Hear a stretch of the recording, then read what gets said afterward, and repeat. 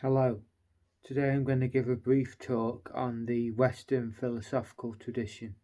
So, basically,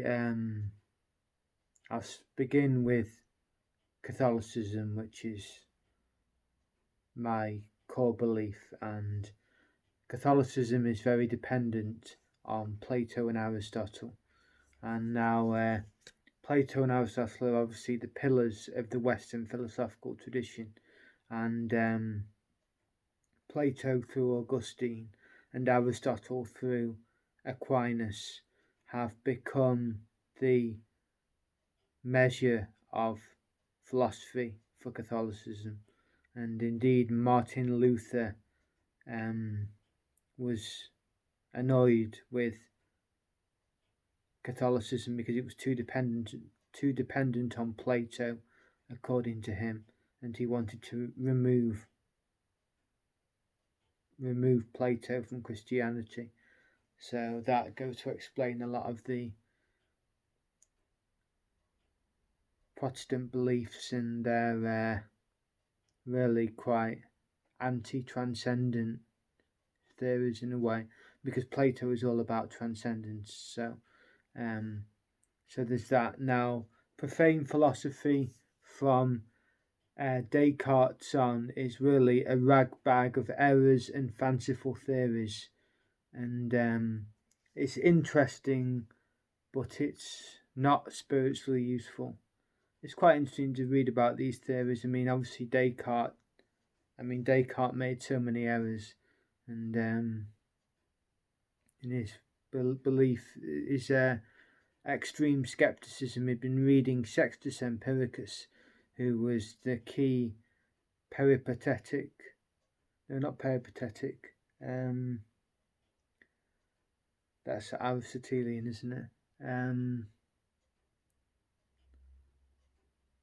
That's it. Pyrrhonian skepticism, and Sextus Empiricus was the key proponent of this extreme skepticism, because the more mild form of skepticism was academic skepticism, but Descartes used this extreme skepticism to basically remove religion from the philosophical tradition, and that's why he's called the first modern philosopher, because he did away with belief altogether in his.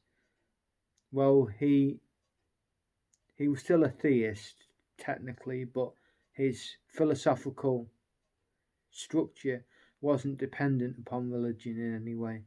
So from Descartes on, you've got the empiricists and the rationalists. Obviously, Descartes and Leibniz were rationalists. Locke and Hume were empiricists, and you've got this back and forth for a while until we get to Kant, and Kant tried to reconcile the two, but yeah, it's really a ragbag of errors. Modern philosophy. It's not spiritually useful in the slightest, and it's really this takes me back to the fact that in the West, ancient philosophy is probably the best philosophy, and Plato's dialogues are such a joy to read as well, and they're fine literature as well as philosophy. And anyone who's tried to struggle through Kant, for example, will appreciate well written philosophy. So yeah, I just think Plato and Aristotle are really the key, and all of ancient philosophy is amazing, and by contrast, modern philosophy is just so disappointing in a way, and even the great Kant is a bit disappointing. Hegel doesn't make much sense at all. Hegel is a bit crazy. Nietzsche is fascinating in his grotesqueness. Really, he's a sort of a grotesque thinker in many ways, and but yeah, and then you got the analytic philosophers of the 20th century who were appalling.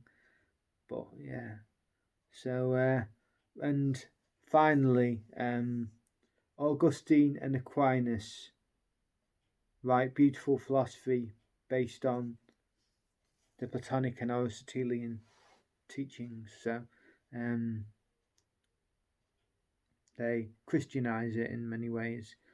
And for me, Augustine and Aquinas is still the benchmark philosophers I go to understand the world. And this was really via authors like René Guénon who persuaded me to take up a religious perspective in the first place. But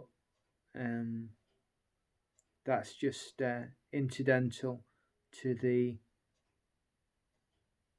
main authors that I read.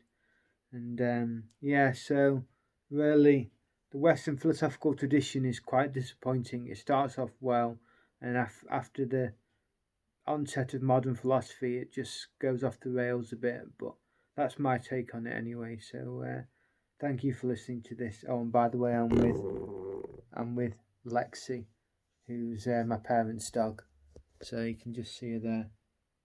Lexi, there she is. Yeah, okay, thanks for listening.